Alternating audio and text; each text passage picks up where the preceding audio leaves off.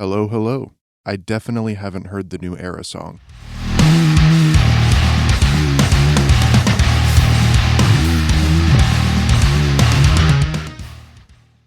As always, feel free to utilize the chapter feature if you want to skip through any section of this video. My voice has been giving out on me for the past few weeks, so we're edging today, fellas. Microsoft Edge. What? Text-to-speech. In the description, you will find the final Midi for this project. There is also a starting Midi file that only has the initial Midi notes with no articulations or humanization. Feel free to open up that starting Midi and follow along as the video plays out. For my friends that do not speak English natively, I have also included a PDF file with this video's script so that you can translate anything that is said in the video. Today we are using Shreddage 3 Hydra. We are detuning in contact by -1 to play in drop E flat. Please feel free to copy my settings if you want your Shreddage track to sound exactly the same as mine.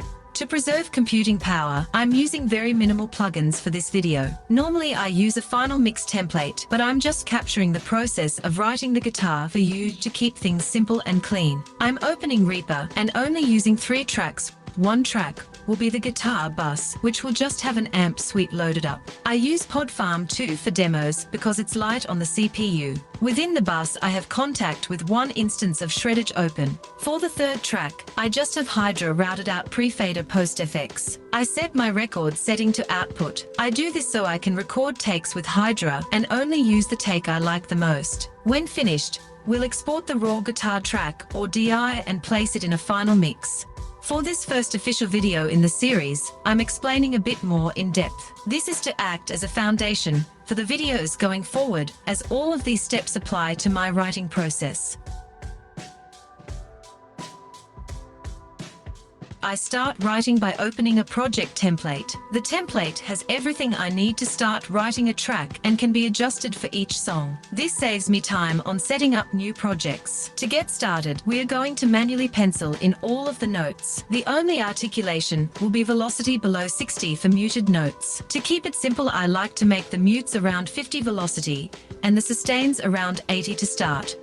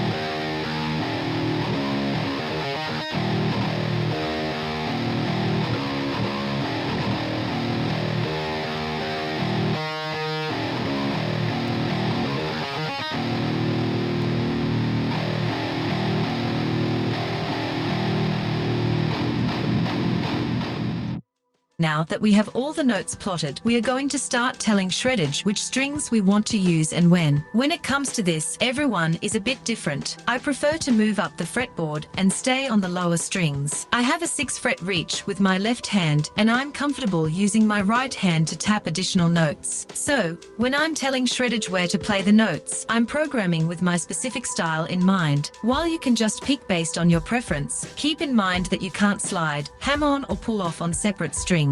If you want to use those articulations from note to note, you need to make sure you're keeping those two notes on the same string.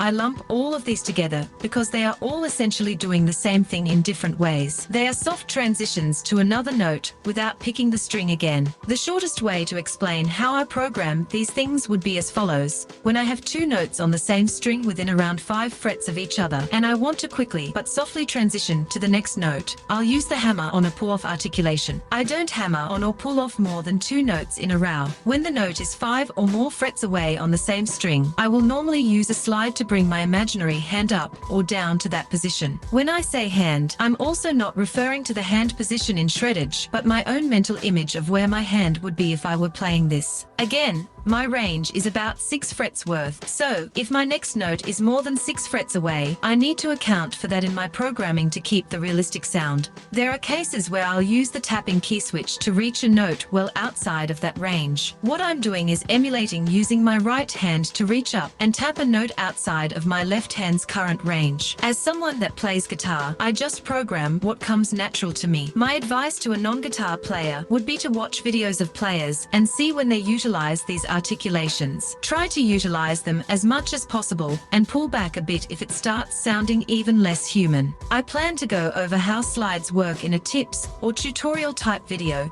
because the slide articulations are confusing at first.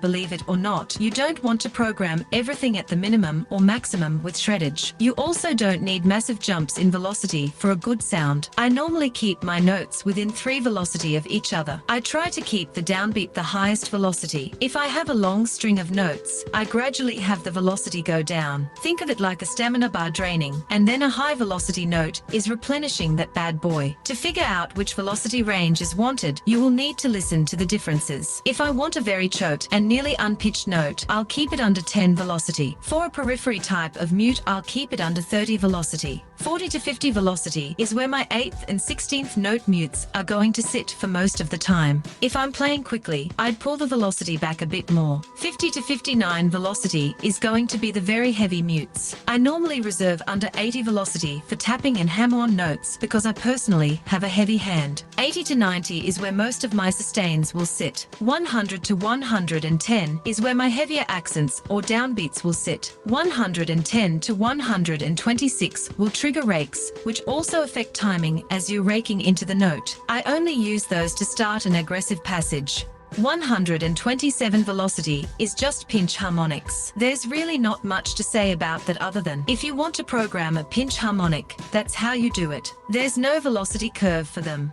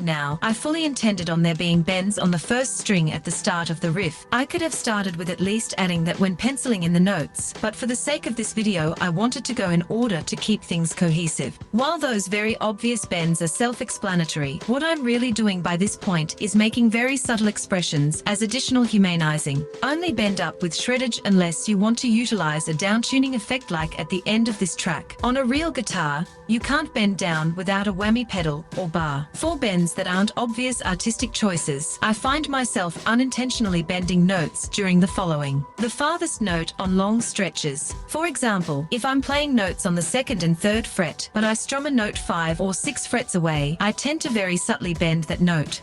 When pulling off from any note to 0 on the same string, I find that as I pull my finger away, I tend to bend the string a little. When playing fast, I may not cleanly hit every note. In all of these scenarios, I am not trying to bend any pitches, but this is a human error we can mimic in Shreddage. While it's subjective when it comes to how much you should bend for humanization, I would try to keep it below noticeable in a mix. How often is subjective as well, but you obviously shouldn't be adding subtle pitch bends to every note. That's a bit time-consuming and unnecessary. Experiment with the pitch bends and do what you think sounds best. This brings me to timing. I don't like to adjust the timing of my Midi guitar because I edit real guitars to be perfectly on the grid. Yes, I'm just like every other bedroom metalcore musician. What I like to do is end some notes slightly early. I tend to do this where there's a massive jump in pitch. I do this to simulate pulling my left hand off the note, muting with my right hand, and then playing the next note. There's the noise on release feature in Shreddage, and this would be triggered depending on how you have the timing of that feature set. If you want to be more granular, you can just turn that feature off and use the noise key switch with any velocity to trigger a quick and subtle noise. This gives you a bit more control on when, where and how present this articulation is. I frequent both methods, and my opinion is that both work as expected. It is situational or personal preference.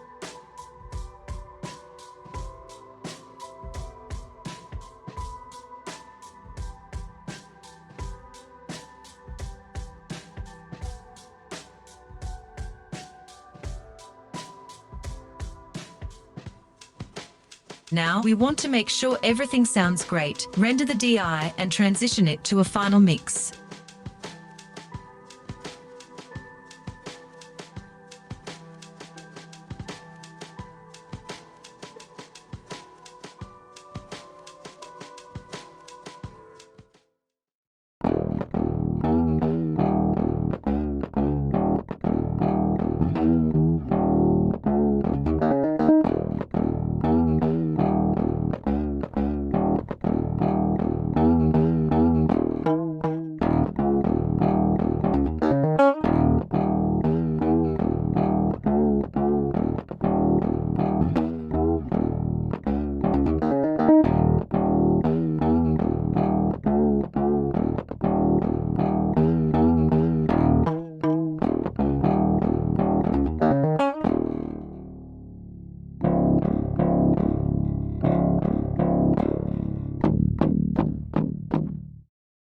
I've programmed drums and bass outside of this video to accommodate the guitar. Let's take a listen to how it all sounds together.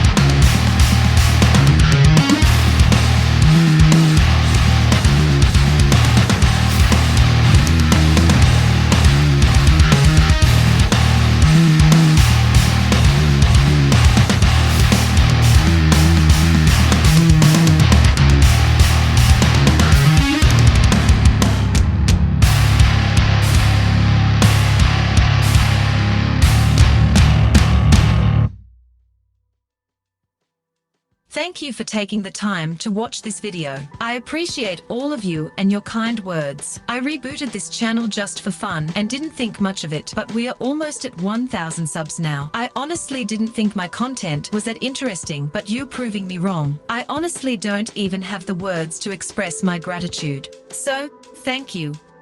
Thank you all so much. In the next video, I'm planning to do some more advanced tips for Shreddage to touch on things I get asked about more frequently. Slides being the #1 offender. Please comment if there's anything specific you'd want to see me touch on, or if I've talked about something that you'd like me to elaborate more on. Thanks for watching. This game can only be played with an analog controller.